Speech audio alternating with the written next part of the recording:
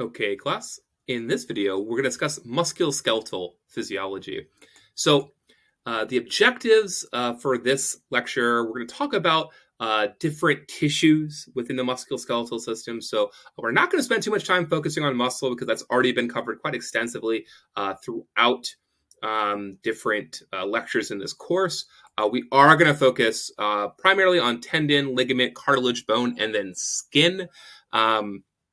Probably should have ordered this a little bit better because skins, I think, can be the first one we talk about. But nonetheless, let's continue. So, some subclassifications of connective tissue. We've got soft tissue and hard tissue.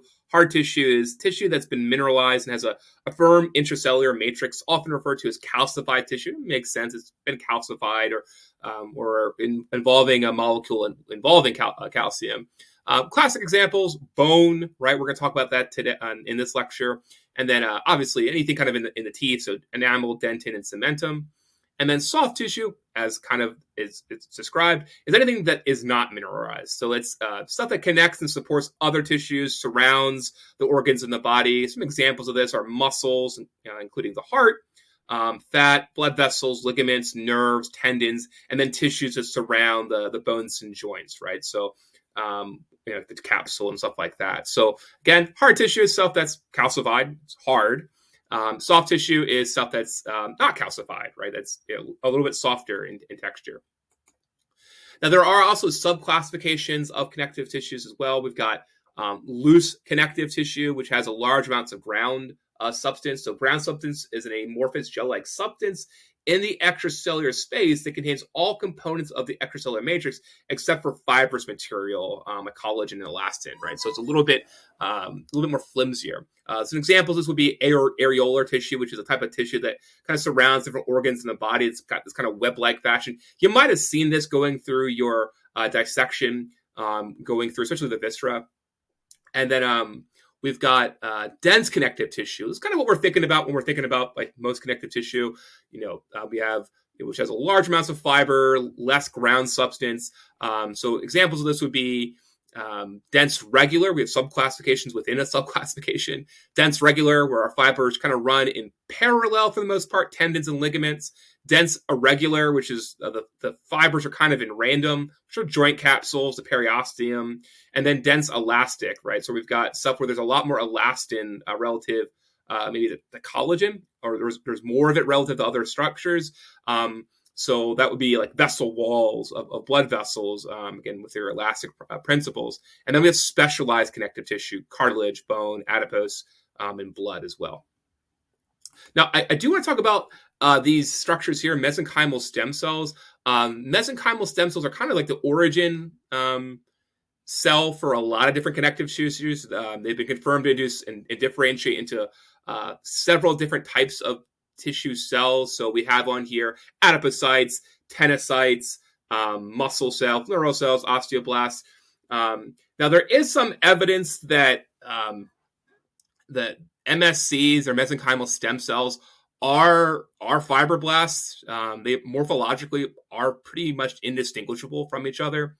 And it's possible that MSCs or fibroblasts are essentially this age MSCs, but for the purpose of this lecture, we'll kind of refer to them one and the same. And another important concept we'll talk about too is the extracellular matrix.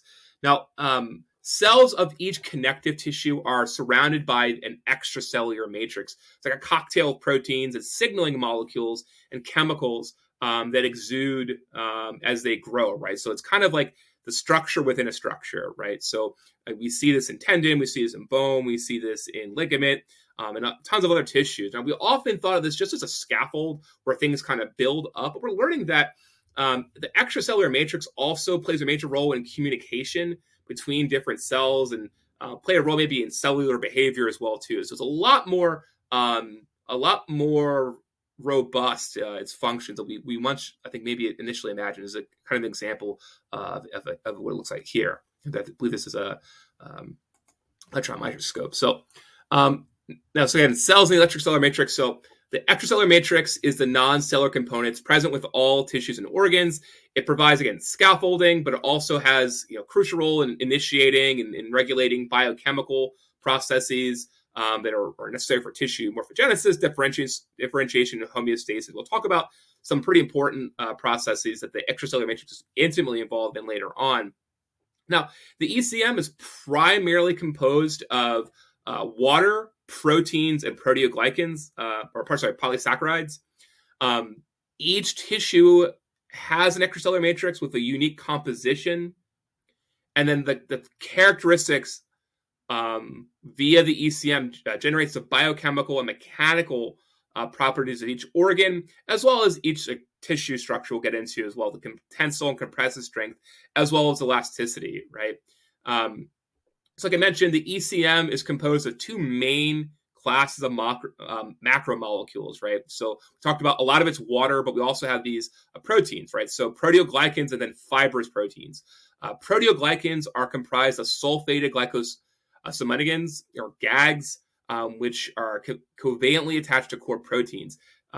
Basically, what proteoglycans do with these GAGs is they attract water, and they the negative charge of the sugars in these in the GAGs attract water, bind specific metabolites, right? They provide, it's why we see in certain tissues that have a lot of GAG have a lot of water, right? And it creates a lot of the structural integrity of that tissue. They also help you regulate the flows of ions and molecules through the ECM. And then the primary proteins of the ECM are collagen and fibronectin. And we'll talk a little bit about collagen in a bit. So we've got different types of collagen. We'll get into this later on, but collagen in general is the principal protein of the skin, tendons, ligaments, pretty much every connective tissue. It's actually one of the most abundant tissues in the body. About 25 to 30% of all protein in the human body is made of collagen. There's at least 28 types, but almost 90% of that in the human body is either type 1, type 2, or type 3. And type 1 represents 90% of all the collagen in the body.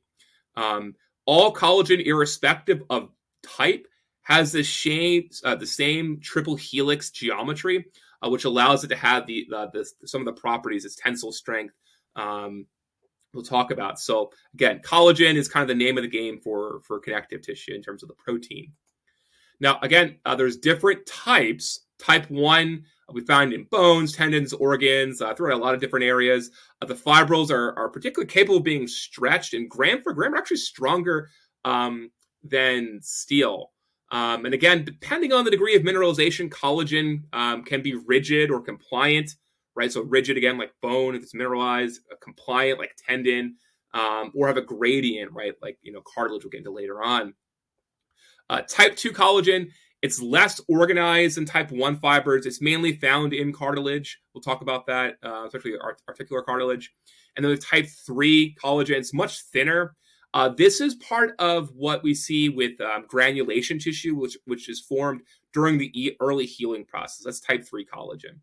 So some important things about collagen. So it requires vitamin C to be synthesized. So you might have I might remember from maybe, I don't know, elementary school, you hear about those limey sailors and they had lime to prevent scurvy. This is why, right? So vitamin C is not synthesized in the body unlike other vitamins.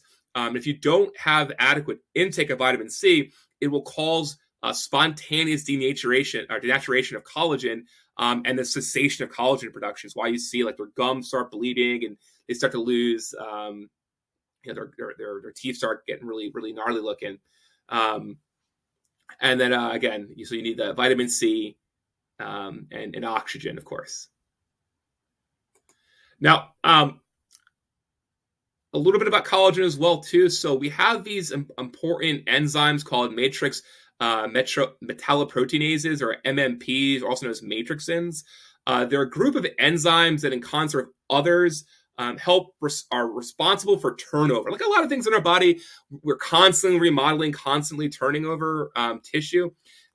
Normally, MMPs the expression is relatively low. We turn over tissue, but kind of gradually, as you'll see when we start getting into specific types of tissue. Now, this may increase in certain pathologies, like in inflammatory diseases like arthritis, where we see, breakdown of matrix, breakdown of proteins within the ECM. Ulcers, cancers, right? Ulcers, we see breakdown within the epithelial layers, and then the matrix, we start seeing leakage of gastric contents into the peritoneum. So anytime we see an upregulation of these MMPs, it reflects some sort of uncoupling or dysregulation of the remodeling process. So it's something that's coming out of whack. Again, remember, turnover occurs constantly in most tissue, but it's a very gradual process. And then one last little bit about collagen. Collagen synthesis, again, mainly occurs in fibroblasts, which are dispersed throughout the connective tissue in the body.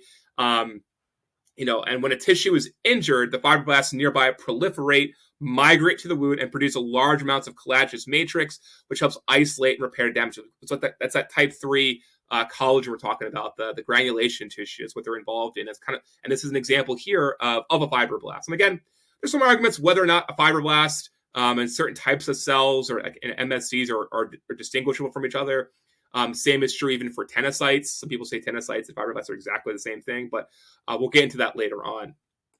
Now, there's some other important proteins. So elastin you might see in different tissues. Well, elastin provides the recoil, kind of, I think of elastic, which allows tissues to kind of temporarily deform in response to a stretch and then return to its original shape. So, and then fibronectin, which is involved in the organization of interstitial extracellular matrix, and it plays a key role in mediating cell attachment function. We talked about that earlier on in regards to ECM. So that's the basics of connective tissue, like molecular biology. And next we'll start getting into a little bit about specific types of tissue.